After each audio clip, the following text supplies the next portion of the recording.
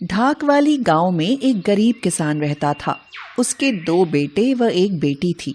दोनों बेटे बहुत ही आलसी थे। वे कभी कोई काम नहीं करते थे, ना ही परिवार की कोई जिम्मेदारी उठाते थे, जिसकी वजह से किसान बहुत ही परेशान रहता था। लेकिन किसान की बेटी बहुत ही बुद्धिमान थी। वह घर के सभी काम करती।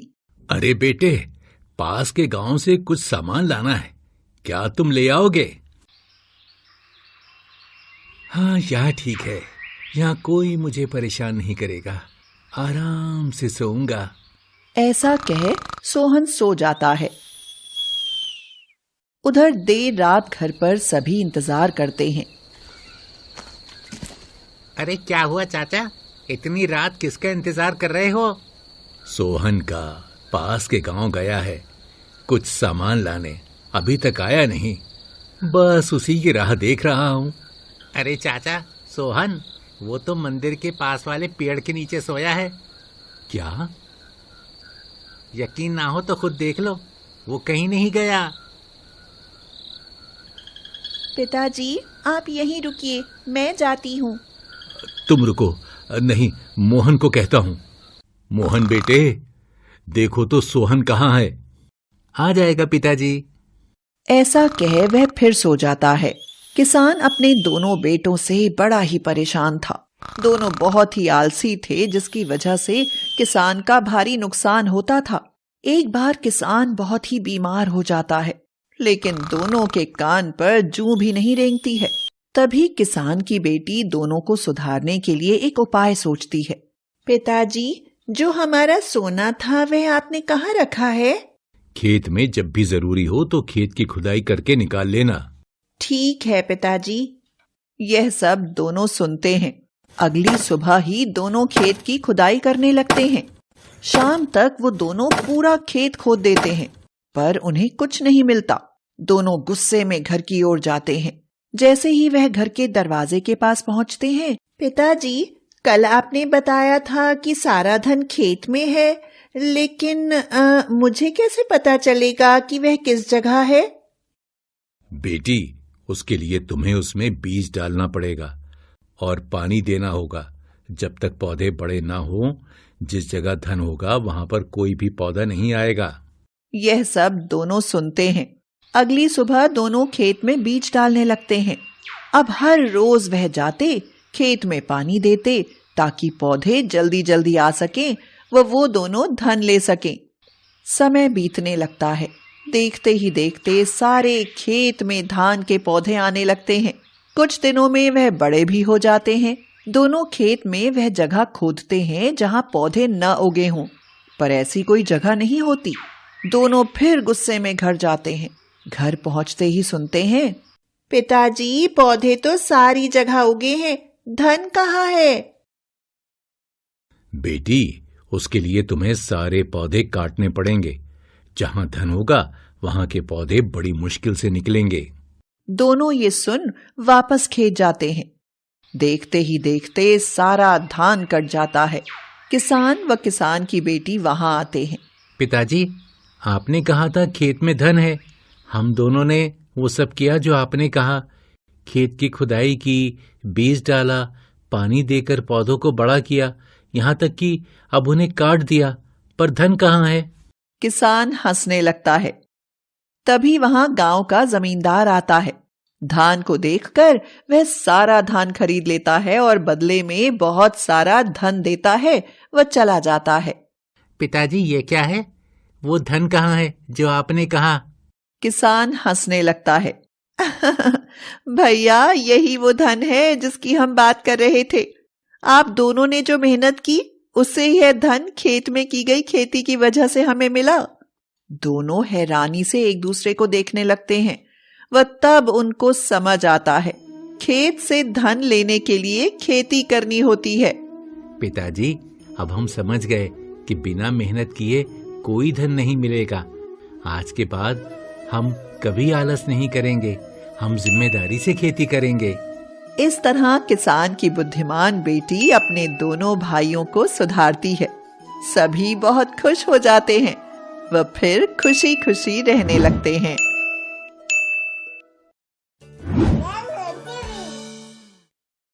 गरीब मछुआरन की जादुई मछली।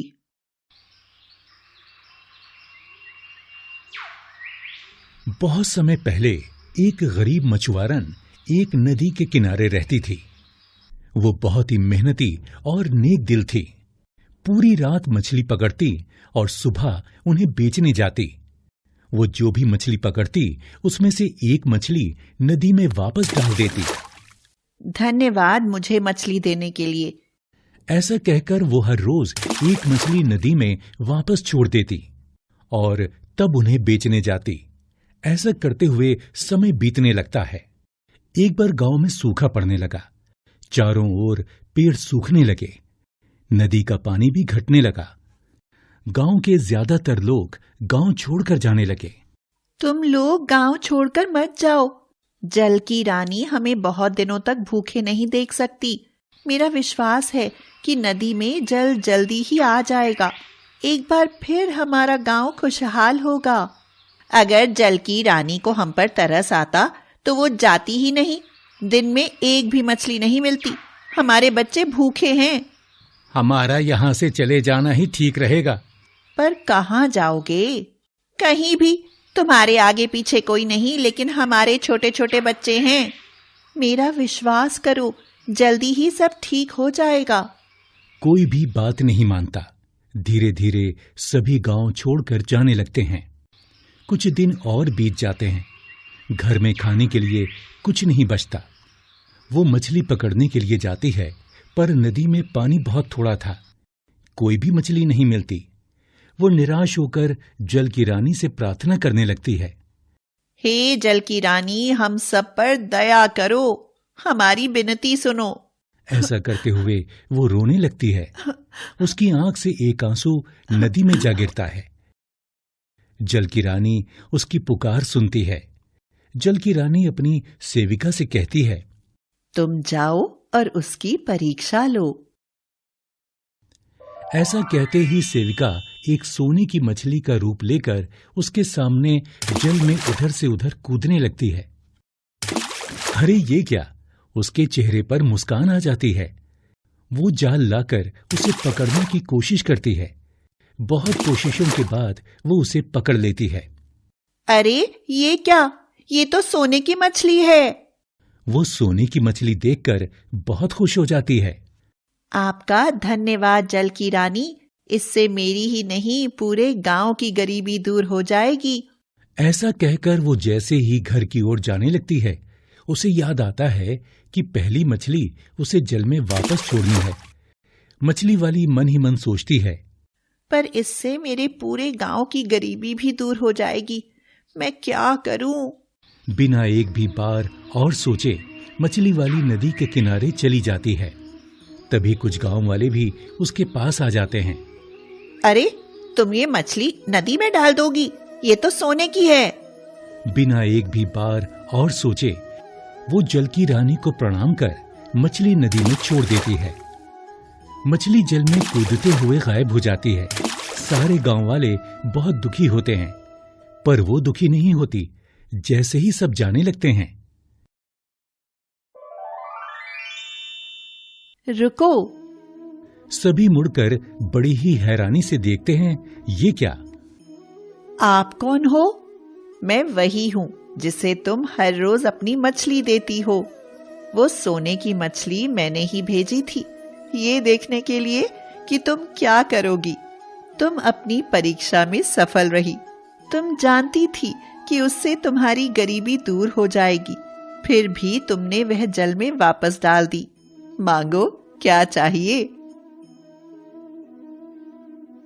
जल की रानी, मुझे अपने लिए कुछ नहीं चाहिए।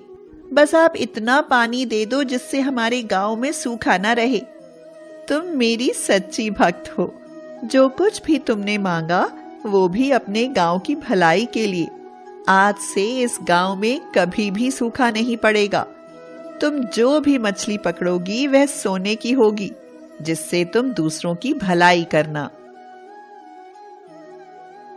ऐसा कहकर जल की रानी अपना आशीर्वाद सबको देती है।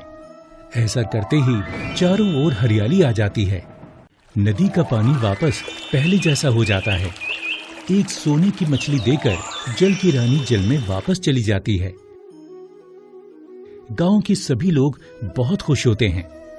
आज तुम्हारी वजह से हम लोग गांव में वापस आए। तुम्हारी भक्ति और अच्छाई ने ये किया। सभी खुशी खुशी अपने घर चले जाते हैं। मछली वाली हर रोज मछली पकड़ती और पहली मछली जल में डालकर मछली बेचने चली जाती। मछली ले लो, मछली। अतरंगी सहेलियां।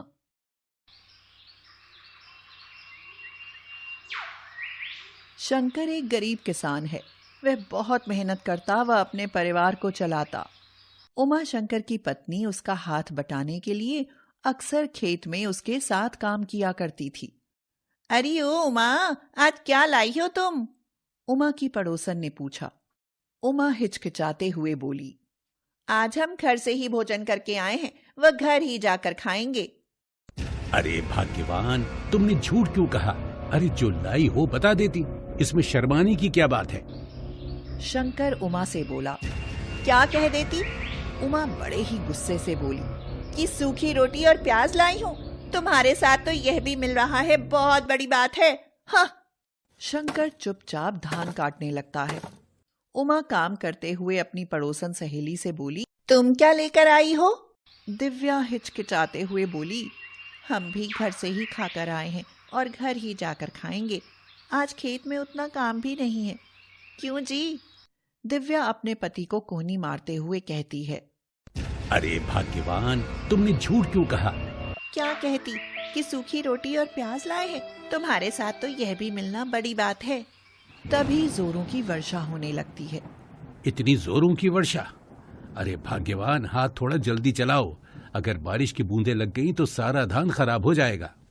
कुछ देर में वर्षा बंद हो जाती है।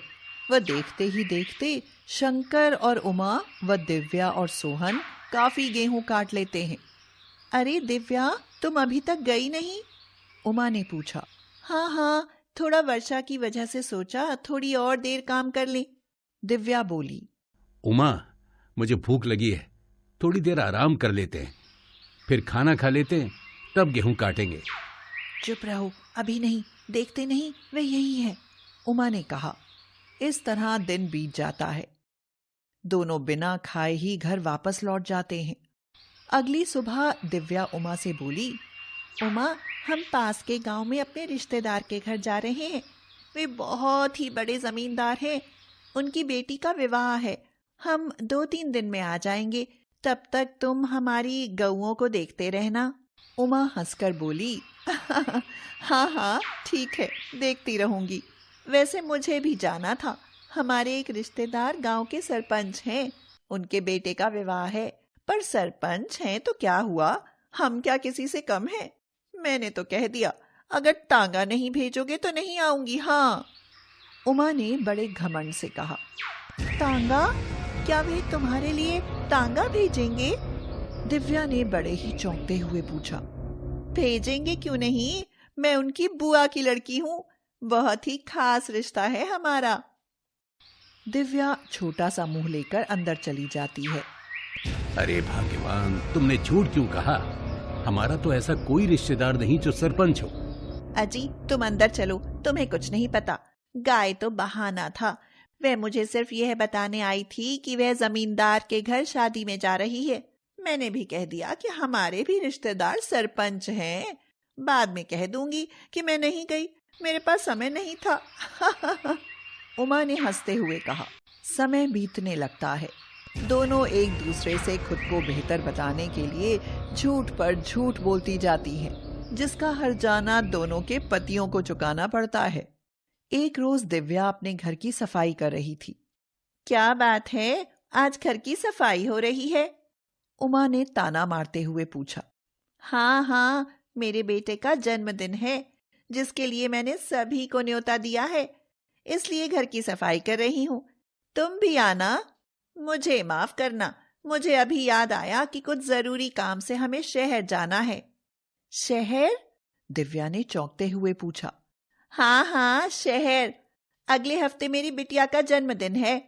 उसी की तैयारी के लिए कुछ सामान शहर से लाना है। उमा ने बड़े ही घमंड से कहा। दिव्या मुंह बनाते हुए अंदर चली गई। क्या हुआ भाग्यवान? कहती है अपनी बिटिया के जन्मदिन पर शहर से सामान लेकर आएगी। देखो जी, मुझे नहीं पता कि कैसे आएगा, पर मेरे बेटे के लिए शहर से सामान लेकर आओ। दिव्या गुस्से में बोली। पर क्या सामान आएगा? दिव्या के पति ने पूछा। मुझे नहीं पता, कुछ भी लेकर आओ, पर शहर से ही आना चाहिए, दिव्या ने लड़ते हुए कहा। उधर शंकर उमा से कहता है। भाग्यवान, तुमने झूठ क्यों कहा? अरे हम शहर कहाँ जाने वाले हैं, और ना ही हमारी बिटिया का जन्मदिन है अगले सप्ताह। देखो जी, मैं क्या कहती हूँ, क्यों कहती हूँ, यह तुम्हें समझने की जरूरत नहीं। तुमने देखा नहीं कि किस प्रकार उसने मुझे अंत में कहा कि तुम भी आ जाना? क्या यह बात मुझे पहले नहीं कह सकती थी? नहीं जाना मुझे उसके बेटे के जन्मदिन पर, इसलिए मैंने उनसे झूठ कहा। हाँ, उमा गुस्से से बोली।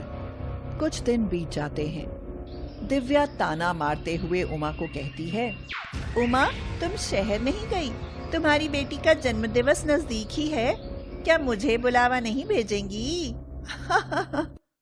हाँ हाँ, क्यों नहीं भेजूंगी, मैंने तो सारे गांव को ही न्योता भेजा है, उमा हिचकिचाते हुए बोली। वह अंदर चली गई। अरे भाग्यवान, तुमने झूठ क्यों कहा? शंकर ने झुंझलाते हुए कहा। चुप रहो तुम कुछ नहीं देखते, उसने मेरा मजाक उड़ाया। तो क्या अब तुम पैसे उड़ाओगी, सारे गांव को खिलाओगी? अरे झूठ बोलने की भी कोई हद होती है, शंकर ने बड़े ही गुस्से से कहा। उधर खिड़की पर खड़ी दिव्या सब सुन रही होती है। अच्छा, झूठ कहा इसने मुझसे, अब मजा चखाती हूँ इसे। अब हर समय दिव्या उमा को ताना देती रहती। क्यों उमा, जन्मदिवस की तैयारियां कैसी चल रही हैं? वह कहकर दिव्या मन ही मन मुस्कुराती। अब उमा को पछतावा होने लगा। क्यों मैंने उससे झूठ कहा, अब मुझे शर्मिंदा होना पड़ेगा। यह सोच मन ही मन उमा बहुत ही दुखी होती है। उसे ऐसा देखकर शंकर उमा को समझाता है। देखो, हमें कभी भी झूठ का सहारा नहीं लेना चाहिए। हम जैसे हैं हमें खुद को स्वीकार करना चाहिए। झूठ आखिर झूठ ही होता है। यह सुन उमा रोने लगती है। वह शर्मिंदा होती है। वह अपने पति से कहती है, मुझे माफ कर दीजिए, आज के बाद मैं कभी भी कोई दिखावा या झूठ नहीं बोलूंगी। उमा, तुम्हारी तैयारियां हुई नहीं? दिव्या ने फिर ताना मारते हुए कहा। उमा अंदर जाती है।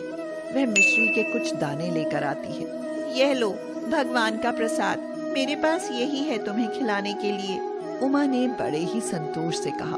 वह अंदर चली गई। दूर खड़ा शंकर यह सब देख रहा था। वह मन ही मन मुस्कुराया कि अब उमा कभी भी झूठ नहीं बोलेगी। दिव्या बड़ी ही हैरानी से यह देख रही थी। तभी दिव्या का पति वहां आता है और कहता है, लगता है उमा सुधर गई, अब तुम भी सुधर जाओ।